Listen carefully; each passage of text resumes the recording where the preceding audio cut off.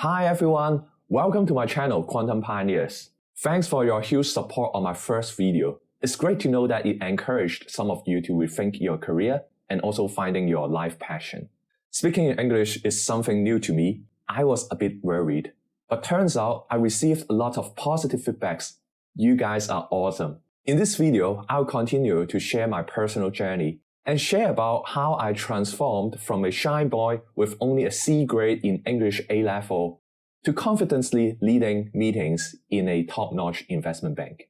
If you feel discouraged by something in life, I hope this video will encourage you. Now, before I start, remember to hit the like button and subscribe to my channel if you're interested to know more about how is it like working in investment bank, my career transition, and upcoming investment opportunities. To begin with, I was born and raised in Hong Kong, attending local schools from kindergarten to university. The only international exposure I had was going to Canada for a 6-month exchange. If you also study in the local schools in Hong Kong, maybe you will understand my feelings as well. I was always afraid of speaking in English and did not have the confidence at all. I felt like people who speak in native US or UK accents are more superior in English. Those who are like me, speaking in Chinglish accents, 就唔好獻醜啦. I was so afraid of making grammatical mistakes like tenses, prepositions. So I doubted myself a lot, and that has stopped me from practicing further. I've only got a C grade in the A-level public exam, and that has been a huge mental hurdle for me to apply for an investment banking job. With so many candidates coming from the overseas or the top-notch universities, how can I compete with them? Or even if I get in, can I communicate well in the bank? Knowing this was my weakness, I intentionally to take action when I was in the university. So I joined an international society in my hall, and I met a lot of international students and made many friends. To my surprise, many foreigners, they will not judge my accents or grammar. Then I realized English is just a medium for us to communicate with each other. As long as you can articulate your point of view well, you are doing just fine. This just brightened me up and started to change my mindset. I started to enjoy speaking English more because I get to know more people and I get to learn about their perspectives. Of course, the feeling of being inferior does not go away overnight.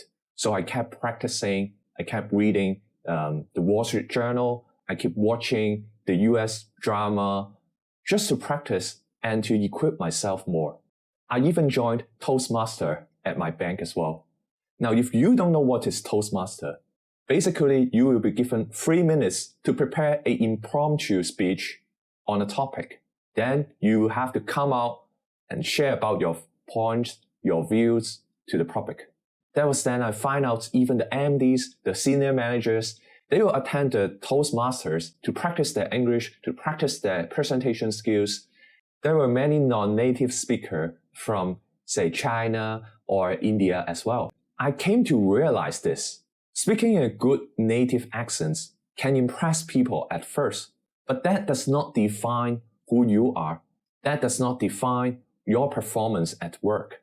What really matters is whether you can deliver at your work, whether you can analyze thoroughly and articulate with logical reasoning.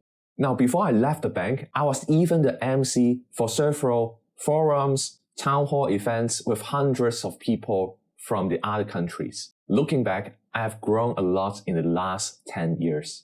I hope my past experience will give you hope. If you're struggling in life, facing some challenges, you can always turn things around by taking actions today. Firstly, be aware of your weaknesses, but focus on the solutions. Remember, there's no shortcuts in life. For example, when I realized that English is my weaknesses, then I tried to improve myself by joining the international society, joining the Toastmaster events, reading the Wall Street Journal, just to improve my skills, improve my English, and not to escape from it. So when you encounter a setback, focus on the things that you can take action and don't dwell in your weaknesses and don't dwell in your sadness. And try to break your goals into like smaller steps and just take one step at a time. Gradually, as you see the progress, your confidence will grow. Secondly, mindset is everything.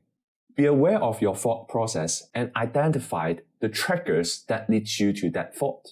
Then challenge them with evidence to disprove them. For example, I used to have this belief that having Hong Kong accents equals to being poor in English. But as soon as my mindset shifted, I no longer view myself that way, and I was able to interact with others although my English stayed the same. Sometimes we are scared of things that does not make sense at all.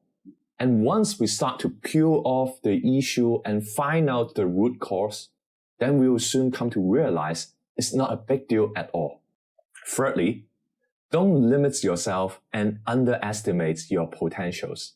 A lot of time, you're more capable than you think you are. Have you imagined a person with grade C in English can succeed in an investment bank? Everyone can learn and transform over time. If I can overcome my fear in life, so can you. What's the one thing that has been holding back you in life? Now comment on the below and start to make a change in 2023. So that's all for this video. If you like my video, hit the like and subscribe button below. Love you guys. See you next time.